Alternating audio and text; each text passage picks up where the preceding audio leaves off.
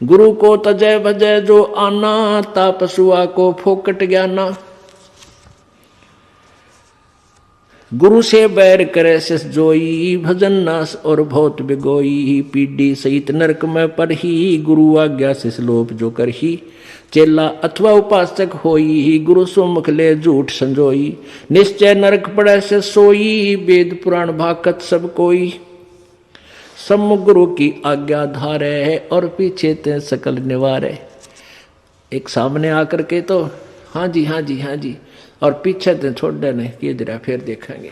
तो कहते हैं सम्मुख गुरु की आज्ञा धारे, और पीछे ते सकल निवारे, यार सब ने रिजेक्ट कर बैठे।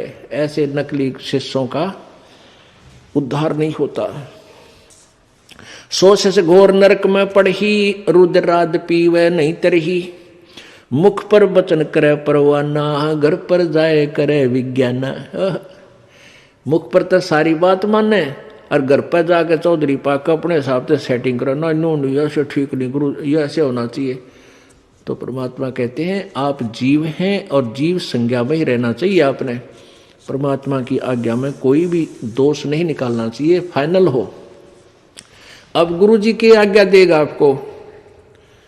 हम क्या आज्ञा देते हैं भाई? बीड़ी मत पीना, शराब मत पीना, तम्बाकू मत पीना, बुराई ना करना, चोरी मत करियो, रिश्वत मत लेना, भगवान पर विश्वास रखना, भक्ति करना, आनुपाशा मत करना। और ये सारी ही ना करने की है, और ये आज्ञा पालन करने की है। और ये भी नहीं करोगे फिर भगत कैसे? व्यर्थ। मुख पर वचन करे परमाना, घर पर जाए करे विज्ञाना। जहां जावे ता निंदा करही, सोच घोर नरक में पड़ही। ऐसे शिष को ठाहर नाही, गुरु विमुक्त लोचत मन माही। वेद पुराण कहे सब साखी, साखी शब्द सब है यूं बाकी। मानुष जन्म पाए कर खोए है, सतगुरु विमुखा युग युग रोए। अब सतगुरु से विमुख होने वाला कहते हैं युग युग रोएगा। परमेश्वर आए थे सतगुरु रूप में, सन 1398 में प्रकट हुए थे बालक रूप में, और सन 1518 में वो परमात्मा 120 वर्ष रहकर सतगुरु की भूमिका करके सहशरीर गए थे। तो उस समय जो हम 64 लाख के 64 लाख और परमात्मा से विमुख हो गए थे, हम सतगुरु से विमुख हो गए थे, और उनके विमुख हुए हुए प्राणी युग युग रो रहे हैं। आज तक हम भटक रहे हैं, भरम रहे हैं, क्योंकि हमने परमात्मा को परमात्मा नहीं माना। क्यों नहीं माना? क्योंकि हम अशिक्षित थे। अशिक्षित होने के कारण हम उन गुरुओं की जो संस्कृत भाषा जानते थे, वेद पुराणों को पढ़ते थे, उन्हीं को हम विद्वान मानते थे।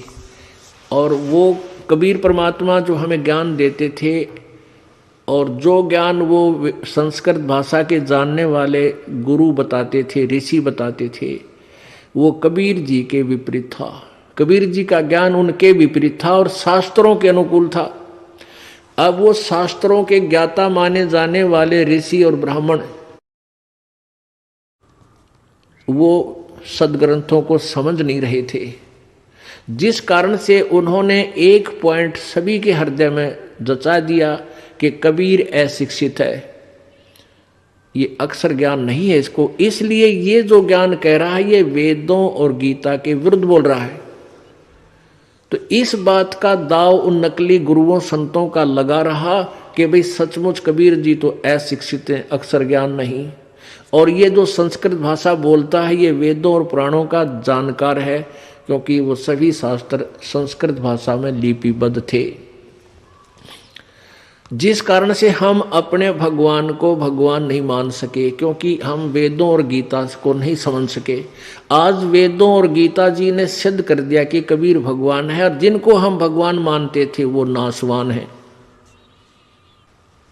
अब आगे क्या बताते हैं, गुरुजी के सामने किस प्रकार अधीन रहे। गरीबदास जी परमात्मा भी कहते हैं, गरीबदास जी भी कहते हैं अपने भगवान कबीर जी के द्वारा प्राप्त ज्ञान को, गुरुद्रोही की पैड़ पर जय पग आवे बीर, 84 निश्चय पड़े है सतगुरु कहें कबीर।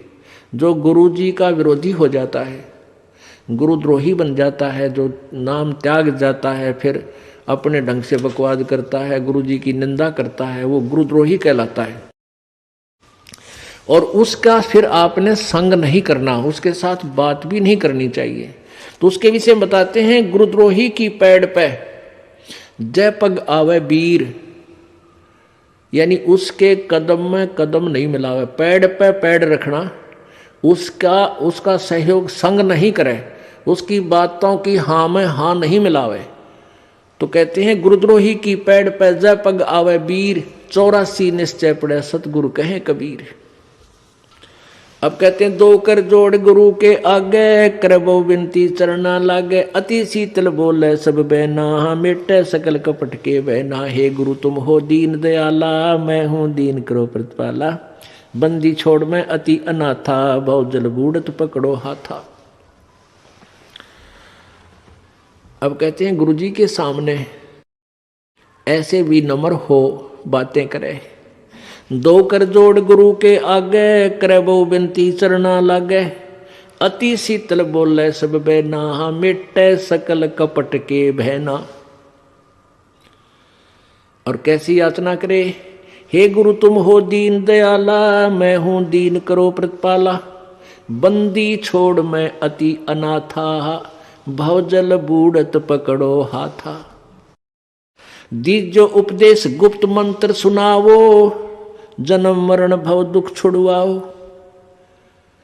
जैसे आपको प्रथम मंत्र दिया जाता है, उसके बाद आपको सतनाम दिया जाता है, और फिर एक गुप्त मंत्र है सार नाम। उसके विषय में परमात्मा कह रहे हैं कि ऐसे आपने अधीन होना है अपने सार नाम प्राप्त प्राणी को प्राप्त करने के लिए प्राणी को। बंदी छोड़ मैं अति अनाथा, भवजल बूढ़त पकड़ो हाथा। दीजे उपदेश गुप्त मंत्र सुनावो, जन्म मरण भव दुख छुड़वाओ। यो आदीन होवे शिष जब ही, शिष पर कृपा करे गुरु तब ही। कि गुरु के लिए भी संदेश दे रहे हैं जो अपना कृपा पात्र भेजते हैं प्रभु, कि जब इतना अधीन प्राणी हो ले तब गुरु उसको गुप्त मंत्र देवे जो सतगुरु है, वैसे नहीं देवे, वो व्यर्थ हो जाएगा, लाभ नहीं होगा। कैसे नहीं होगा? जैसे एक समुद्र में सीप होती है, सीप, और उस सीप में एक प्राणी होता है, जैसे आपने शंख देखे होंगे, शंखले से इस टाइप का ये जीव का ऊपर कवर होता है। तो उसमें एक सीप में एक जीव एक सीप होती है, जीव ही होता है वो, उसका कवर ऐसा होता है, उसका शरीर जैसा शंख का आपने देखा होगा, ऐसा उसका शरीर होता है। और वो सीप समुद्र में ही रहती है, जल से बाहर नहीं जाती।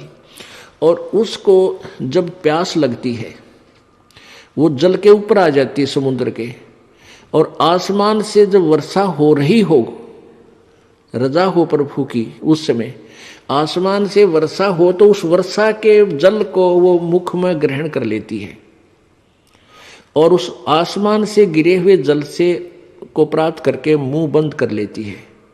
फिर उसमें मोती बनता है, अन्यथा मोती नहीं बने। अब जब वो सीप का मुंह बंद हो और वो जमीन समुद्र के ऊपर तैर रही हो, तो कहते हैं सारा सामान बरस जा, मोती नहीं बन सकता।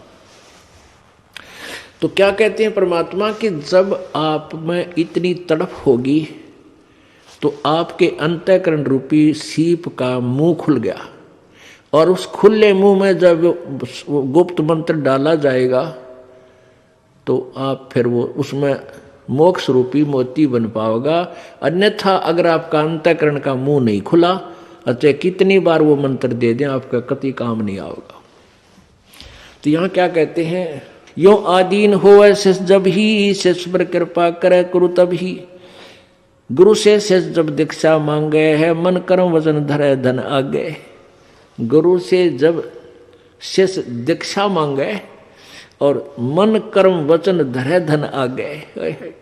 मन कर्म वचन से तो आपकी सच्ची लगन हो और धरे धन आ गए, यानी जितनी भी आपकी दीक्षा योग्य, तो आप चाहते हो पूजा 10 2 4 10 रुपये वो अवश्य उसमें दे। कहने का भाव ये है, ऐसी प्रीत देखे गुरु जब ही, गुप्त मंत्र कहे गुरु तब ही।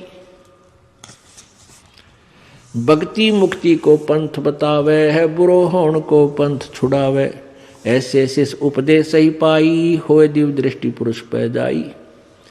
इस भाव से जो गुरु से दीक्षा लेगा, मंत्र प्राप्त करेगा, तो फिर उस पुण्यात्मा की दिव्य दृष्टि प्राप्त होगी और परमात्मा के पास पहुंच जाएगा।